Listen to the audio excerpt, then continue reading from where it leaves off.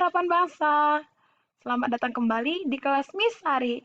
Kali ini, Miss akan menjelaskan kepada kalian bagaimana cara membaca dan menafsirkan data dalam bentuk diagram batang.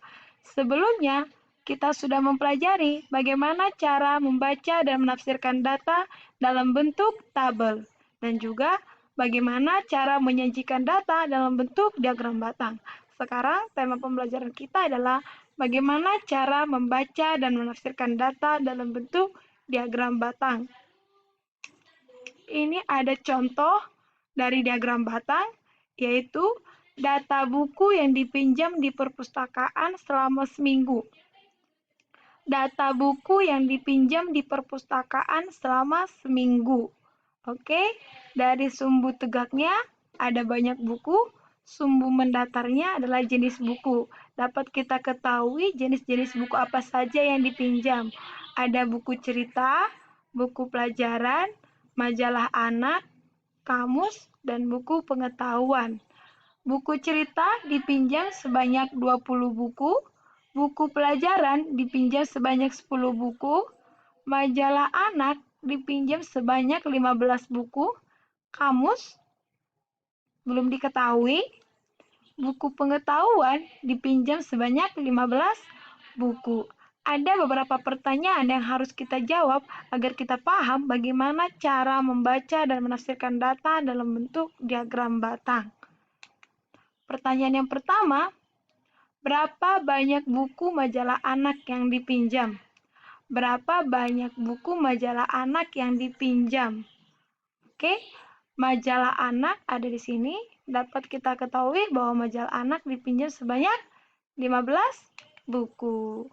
Berarti buku majalah yang dipinjam adalah 15 buku.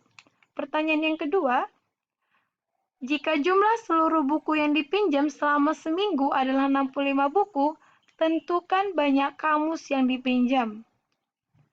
Ulangi, jika jumlah seluruh buku yang dipinjam selama seminggu adalah 65 buku, tentukan banyak kamus yang dipinjam.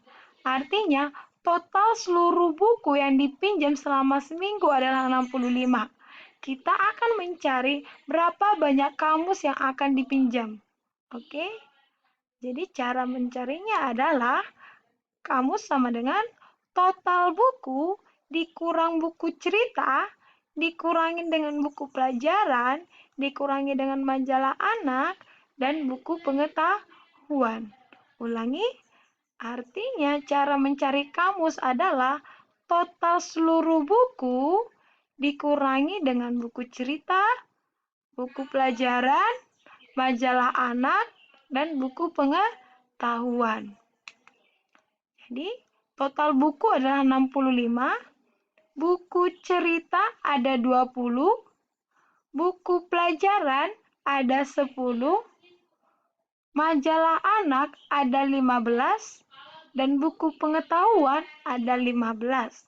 Artinya 65 dikurang 20, dikurang 10, dikurang 15, dikurang 15. Jawabannya adalah ya, 5 buku. Berarti kamus dipinjam sebanyak 5 buku. Oke, kita buat diagram batangnya. Kamus sama dengan 5 buku. Pertanyaan yang ketiga.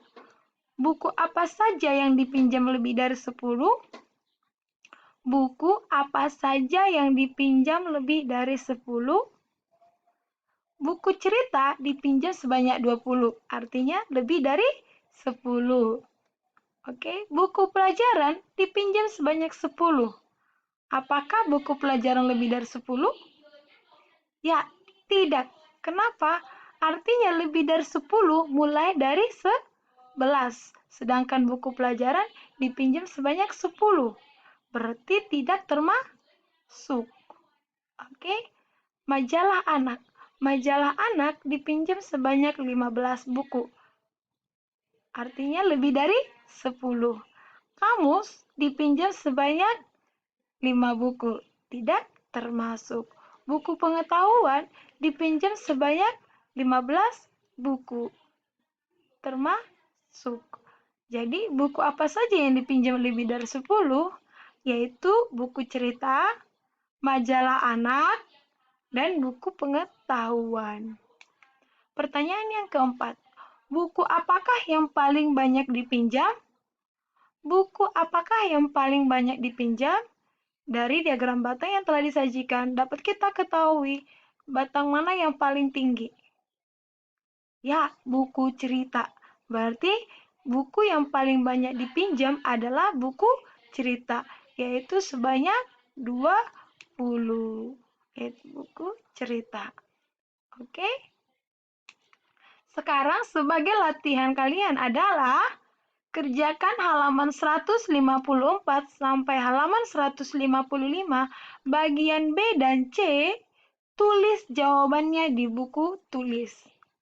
Kerjakan halaman 154 sampai 155, bagian B dan C, tulis jawabannya di buku tulis. Due date-nya itu adalah Senin 13 April 2020. Senin 13 April 2020. Artinya dikumpul minggu depan. Kerjakan, kemudian upload di Sisau. Terima kasih.